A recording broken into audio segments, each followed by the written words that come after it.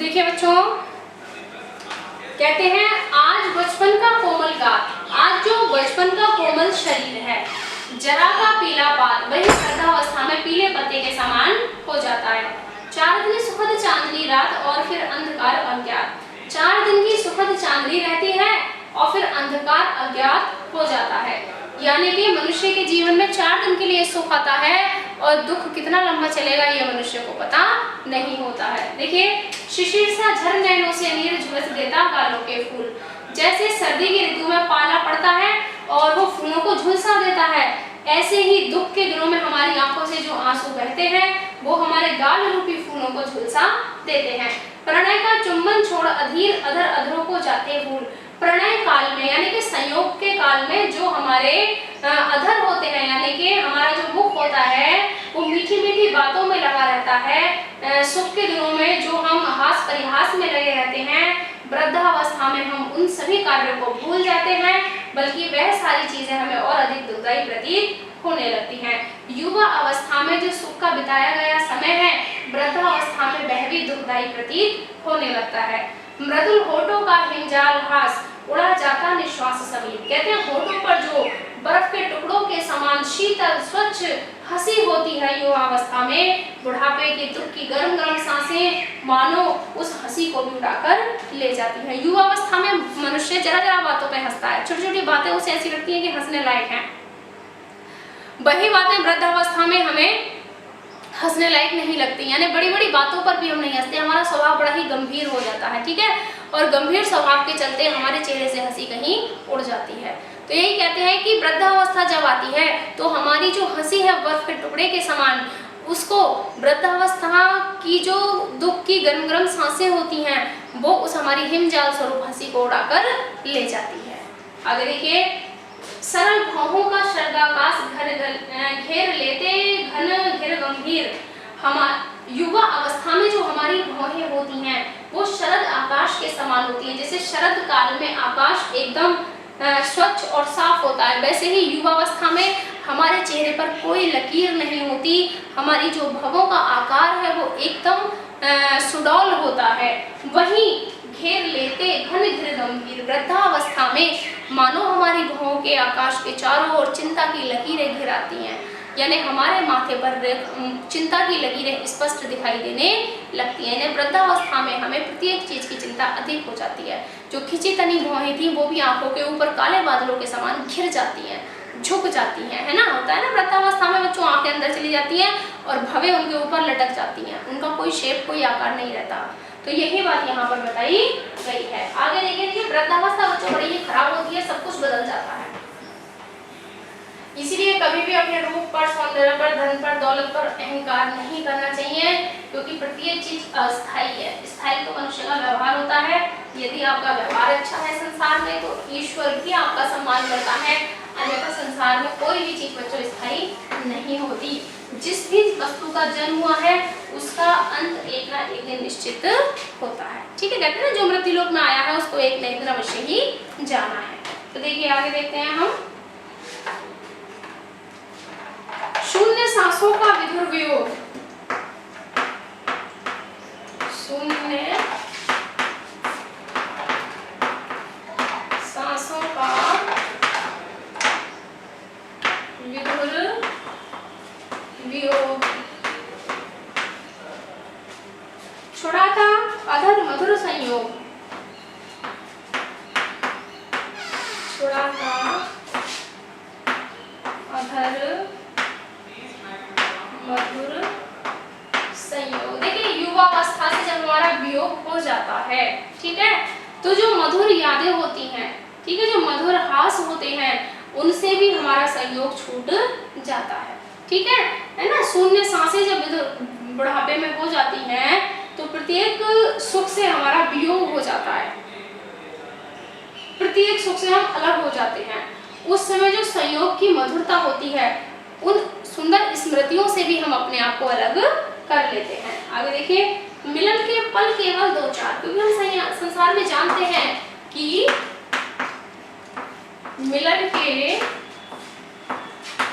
पल केवल 2-4, संसार में मिलन के 2-4 कल्प अपार, विरह के कल्प अपार। संसार की प्रत्येक वस्तु से कितने समय के लिए हमारा मिलन हुआ है? जब तक हम जीवित हैं, जन्म से लेकर मृत्यु तक, हद से हद 100 साल। इतने समय के लिए हम संसार की वस्तुओं से मिलते हैं और हमेशा के लिए उनसे अलग हो जाते हैं। तो कहते हैं संसार में जो संयोग है, जो मिलन है, वो बड़े थोड़े समय का होता है और जो विरह है वो बहुत लंबे समय की होती है।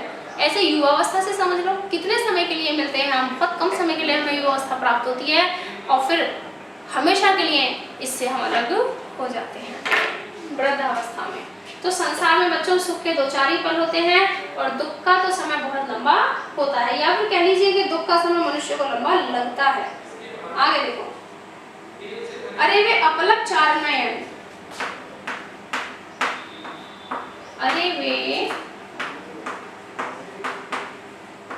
अपलक 4 नयन। 4 नयन समझ जानते हो, युवावस्था में नेत्र बड़े चंचल होते हैं, तो युवावस्था के नेत्रों को 4 नेत्रों की उपमा दी गई है। 2 तो मनुष्य के पास होते हैं, है ना, और वो 2 ही नेत्र इतने चंचल होते हैं, कभी यहाँ कभी वहां, कहीं स्थायी रूप से टिकते ही नहीं है, तो इसलिए युवावस्था में 4 नेत्र कहे जाते हैं।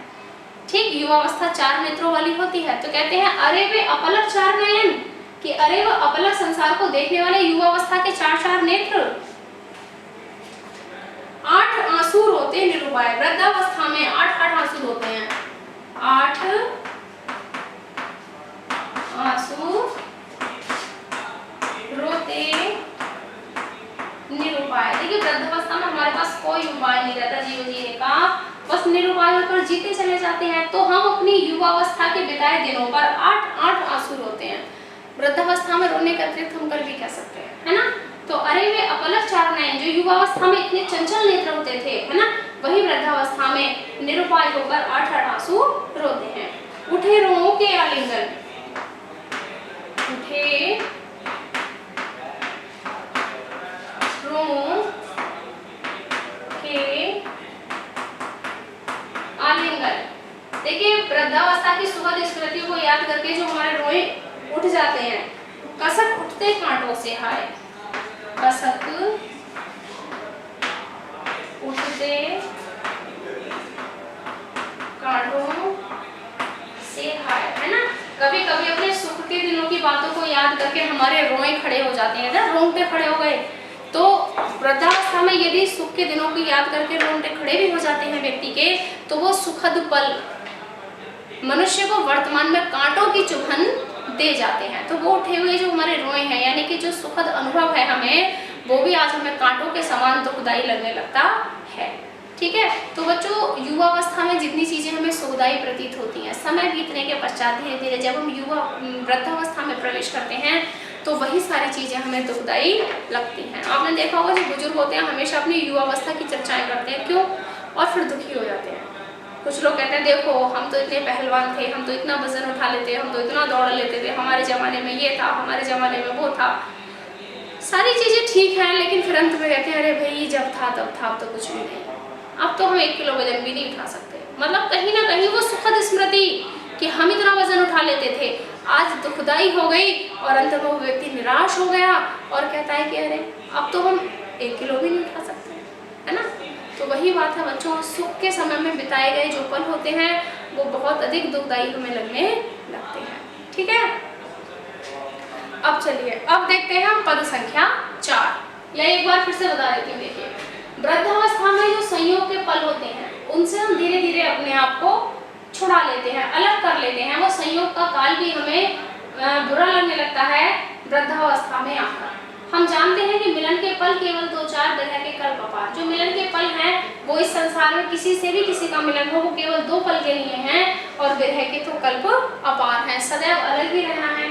अरे वे अपलक 4 नयन, युवावस्था में जो 4 नेत्र होते हैं 8 आंसू रोते निरुपाय, वृद्धावस्था में निरुपाय होकर 8 आंसू रोते रहते हैं। उठे रोओं के आलिंगन, कसक उठते कांटों से हाय। देखिए पुरानी बातों को याद करके जो मनुष्य के रोए खड़े हो जाते हैं वो भी कांटे के समान चुभन देने लगते हैं मनुष्य को वृद्धावस्था में। तो सुखद प्रतीत होने वाली सारी चीजें भी बुढ़ापे में दुखदायी महसूस होने लगती हैं। इसीलिए बच्चों परिवर्तन बड़ा ही कष्टकारी होता है। बड़ा ही मन को दुख देने वाला होता है। अब देखते हैं हम पद संख्या 4।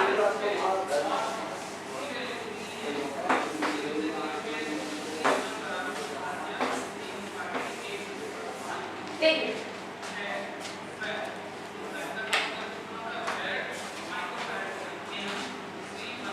परिवर्तन के अंतर्गत पद संख्या हम 4 पढ़ेंगे। किसी को सोने के सुखसाज,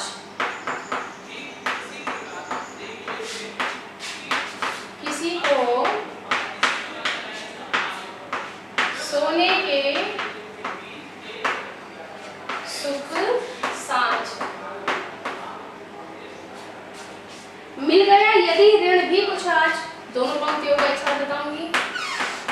मिल गया यदि ऋण भी